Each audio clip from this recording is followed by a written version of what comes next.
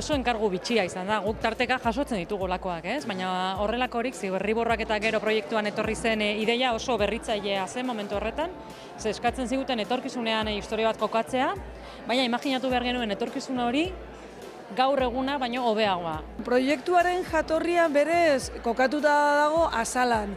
Azala da espazio kreatibo bat Arabakoa, La Sierran kokatuta, eta orduna hasi ziren inventario hau egiten utopia bezalako edo ekintza positiboak, ekintza soziopolitiko positiboak daudenak lanean, hori Goiener energia alternatiboa edo RK Lehor auzoa, halako alternatibak aurketu zituzten, eta beraien ideia zen gero idazleak gonbidatzea, ipuinak idazteko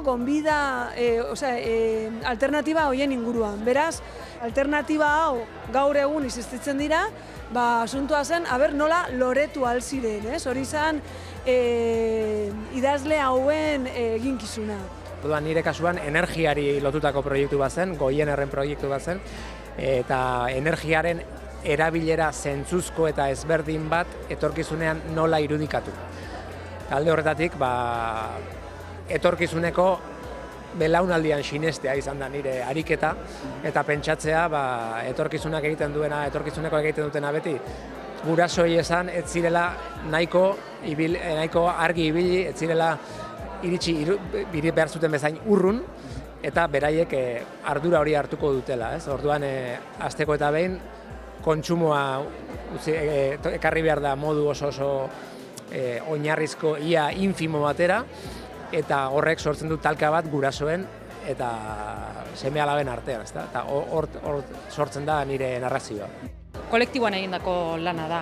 Ideia beste nonbaitetik dator, ideia garatzeko ere laguntza izan nuen, eta egon ginen egun pasa ideiak, imaginazioa sasatzen nolabait, eta horrelako energia kolektibo bat sortzen, gero nik nire ipuinean sartu nuen, ezta?